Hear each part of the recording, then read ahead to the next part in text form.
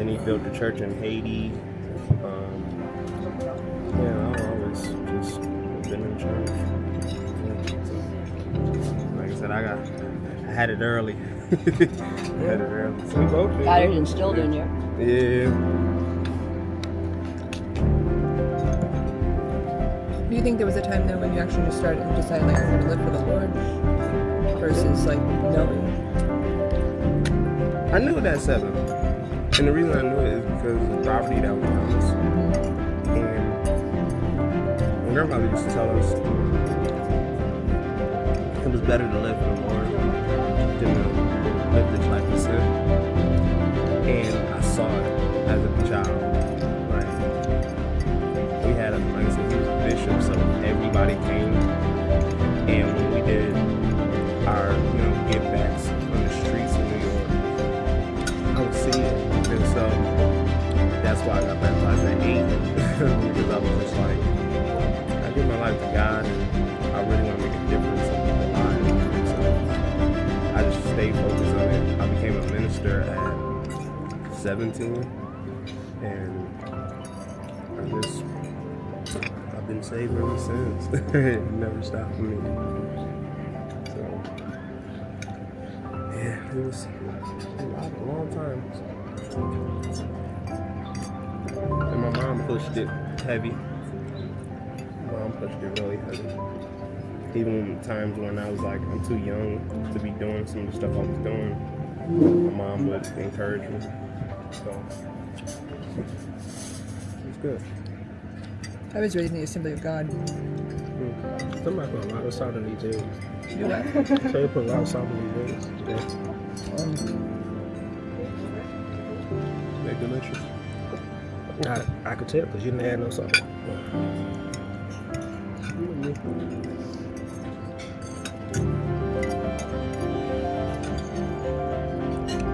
can say.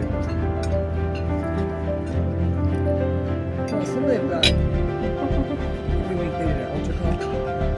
So they would always like, it was always one of those like, if you don't know the Lord, raise your hand.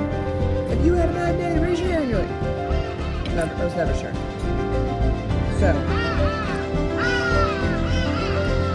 I did the sinner's prayer like all the time. I was baptized when I was in high school. Then went to college, and I just did whatever. My mom was like, you need to go to church, you're going to church, I got this, I got that, and most people wasn't interested. And so, probably at the age of 24 is when I was fine. And I thought I was a Christian because I said the prayer numerous times in church. But I realized I had never repented and started actually making a decision to live for God. So, when I was in my 20s, I was working at an Air Force base, and I just got tired of, I knew when I went there I was going to get a lot of attention because it's a bunch of men. And so I had been engaged, and then it broke off, and I sat down one night and just said, all right, I'm tired of trying to decide my life. And I said, from now on, I'm going to live for God. And I really felt like He had forgiven me for all of the sin. Because that was the moment when I said, I repent. Like, I don't think I had until then. And then I made a list. I said, this is what the guy's going to have, and you're going to pick him. My husband, I met him, and we were married 5 months later. But I just knew it was like God said, this is the one, because he matched everything on the list. And it was pretty quick, but... Was he in the military? He was in the Air Force. So the first thing he said is, I'm going to be a Christian. And so when he sat down one night and started talking to me, we were at a pizza place, and it was to benefit the deaf. He actually took a sign language class that I was required to teach during my lunch break. So we're at a pizza place, and he bowed his head in the middle of everybody and started praying. And I was like, most people don't do that, especially in California. So then I started talking to him. He was like, oh yeah, I'm saved, and I do a Bible study. And he had just recently repented and been like living for the Lord. So we were both kind of in the same place. So, and then we were stationed in Italy. Was it 2009? And the pastor said, "Do you want to be baptized?" And both of us felt like we were struggling with should we be rebaptized, because we had already been baptized as teenagers, but didn't really understand it or know why. Mm-hmm. But then we didn't want to be like, oh, we're super holy because we've gotten dunked twice. Right. So we just kept praying about it, and finally we're like, all right, we're just going to do it. So we got rebaptized. And that was a beautiful thing. I got that time together. It's actually on YouTube. It's kind of funny.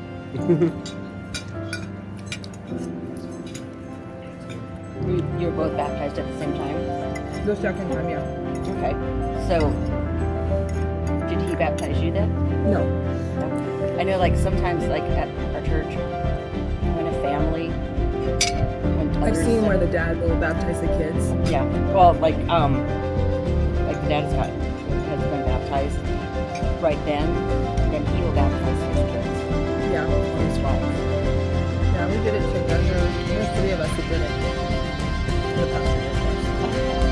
And it was ice cold. He was in a river. Ooh. That's cool. He's like, you really don't know it. Yeah.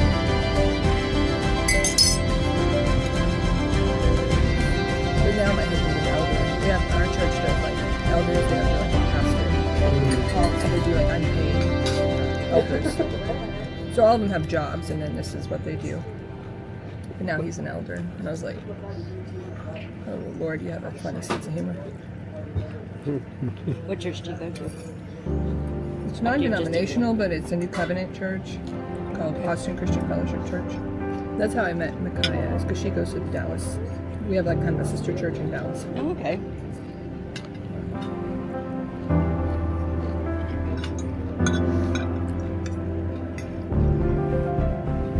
You said your husband's a pastor, right? What church is?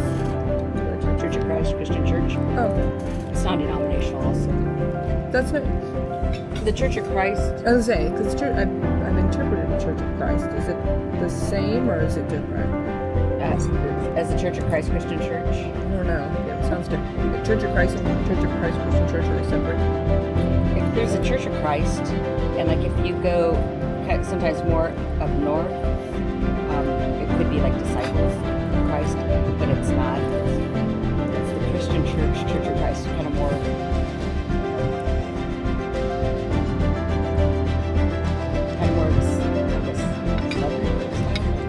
You know, it's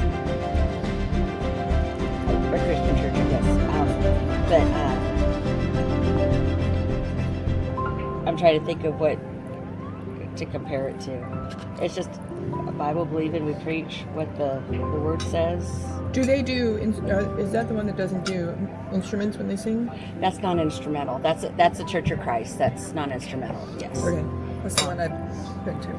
Okay. Yeah. No. Ours has instruments. Okay. So yeah, because like the church that my mom goes to, I was raised in the Church of Christ at Neely, but then there was a split, and they had asked the guy that was the pastor there for many years for him to leave because he had retired, and then they asked him to leave after he had retired and stuff because people were coming to him and asking him questions instead of the new pastor and stuff. So they did that. So mom and that pastor, well, his wife had died of diabetes, and probably about 3 or 4 years later, he asked my mom out, and so they dated for many years. The old pastor or the new pastor? The old pastor. And they dated for many years, and they're engaged, but his wife had so much medical bills and stuff that he didn't want mom to have because he was but it's just more of a companion. Yeah. He'd come over and watch TV, and he'd start falling asleep or whatever. Mom's like, time for you to go home. So My grandpa had a girlfriend.